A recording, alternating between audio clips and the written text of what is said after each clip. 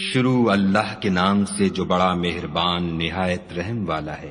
بکھیرنے والیوں کی قسم جو اڑا کر بکھیر دیتی ہیں، پھر پانی کا بوجھ اٹھاتی ہیں، پھر آہستہ آہستہ چلتی ہیں، پھر چیزیں تقسیم کرتی ہیں کہ جس چیز کا تم سے وعدہ کیا جاتا ہے وہ سچا ہے اور انصاف کا دن ضرور واقع ہوگا۔ اور آسمان کی قسم جس میں رستے ہیں کہ اے اہل مکہ، تم ایک متناقض بات میں پڑے ہوئے ہو، اس سے وہی پھرتا ہے جو خدا کی طرف سے پھیرا جائے۔ اٹکل دوڑانے والے ہلاک ہوں جو بے خبری میں بھولے ہوئے ہیں، پوچھتے ہیں کہ جزا کا دن کب ہوگا۔ اس دن ہوگا جب ان کو آگ میں عذاب دیا جائے گا۔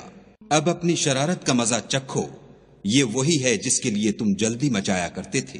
بے شک پرہیزگار بہشتوں اور چشموں میں عیش کر رہے ہوں گے، اور جو نعمتیں ان کا پروردگار انہیں دیتا ہوگا ان کو لے رہے ہوں گے۔ بے شک وہ اس سے پہلے نیکیاں کرتے تھے، رات کے تھوڑے سے حصے میں سوتے تھے اور اوقات سحر میں بخشش مانگا کرتے تھے، اور ان کے مال میں مانگنے والے اور نہ مانگنے والے دونوں کا حق ہوتا ہے۔ اور یقین کرنے والوں کے لیے زمین میں بہت سی نشانیاں ہیں، اور خود تمہارے نفوس میں تو کیا تم دیکھتے نہیں؟ اور تمہارا رزق اور جس چیز کا تم سے وعدہ کیا جاتا ہے آسمان میں ہے، تو آسمانوں اور زمین کے مالک کی قسم یہ اسی طرح قابل یقین ہے جس طرح تم بات کرتے ہو۔ بھلا تمہارے پاس ابراہیم کے معزز مہمانوں کی خبر پہنچی ہے؟ جب وہ ان کے پاس آئے تو سلام کہا، انہوں نے بھی جواب میں سلام کہا۔ دیکھا تو ایسے لوگ کہ نہ جان نہ پہچان، تو اپنے گھر جا کر ایک بھنا ہوا موٹا بچڑا لائے اور کھانے کے لیے ان کے آگے رکھ دیا۔ کہنے لگے کہ آپ تناول کیوں نہیں کرتے؟ اور دل میں ان سے خوف معلوم کیا۔ انہوں نے کہا کہ خوف نہ کیجیے، اور ان کو ایک دانش مند لڑکے کی بشارت بھی سنائی۔ تو ابراہیم کی بیوی چلاتی آئیں اور اپنا منہ پیٹ کر کہنے لگیں کہ اے ہے، ایک تو بڑھیا اور دوسرے بانجھ۔ انہوں نے کہا، ہاں، تمہارے پروردگار نے یوں ہی فرمایا ہے، وہ بے شک صاحب حکمت اور خبردار ہے۔ ابراہیم نے کہا کہ فرشتوں، تمہارا مدعا کیا ہے؟ انہوں نے کہا کہ ہم گناہگاروں کی طرف بھیجے گئے ہیں تاکہ ان پر گھنگر برسائیں، جن پر حد سے بڑھ جانے والوں کے لیے تمہارے پروردگار کے ہاں سے نشان کر دیے گئے ہیں۔ تو وہاں جتنے مومن تھے ان کو ہم نے نکال لیا، اور اس میں ایک گھر کے سوا مسلمانوں کا کوئی گھر نہ پایا، اور جو لوگ عذاب علیم سے ڈرتے ہیں ان کے لیے وہاں نشانی چھوڑ دی۔ اور موسیٰ کے حال میں بھی نشانی ہے، جب ہم نے ان کو فرعون کی طرف کھلا ہوا معجزہ دے کر بھیجا تو اس نے اپنی قوت کے گھمنڈ پر منہ موڑ لیا اور کہنے لگا، یہ تو جادوگر ہے یا دیوانہ۔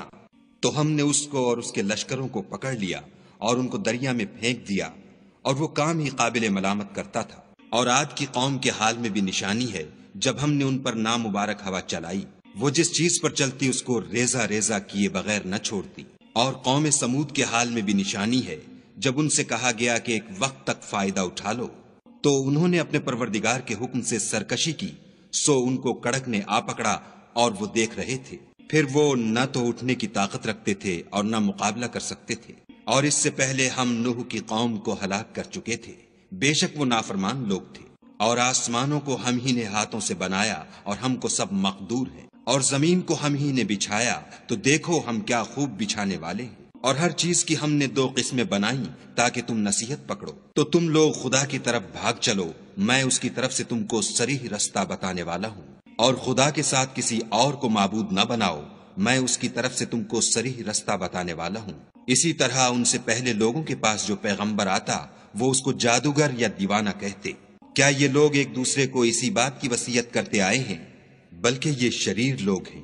تو ان سے اعراض کرو، تم کو ہماری طرف سے ملامت نہ ہوگی، اور نصیحت کرتے رہو کہ نصیحت مومنوں کو نفع دیتی ہے۔ اور میں نے جنوں اور انسانوں کو اس لیے پیدا کیا ہے کہ میری عبادت کریں۔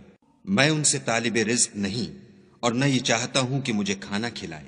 خدا ہی تو رزق دینے والا، زوراور اور مضبوط ہے۔ کچھ شک نہیں کہ ان ظالموں کے لیے بھی عذاب کی نوبت مقرر ہے، جس طرح ان کے ساتھیوں کی نوبت تھی۔ تو ان کو مجھ سے عذاب جلدی نہیں طلب کرنا چاہیے۔ جس دن کا ان کافروں سے وعدہ کیا جاتا ہے اس سے ان کے لیے خرابی ہے۔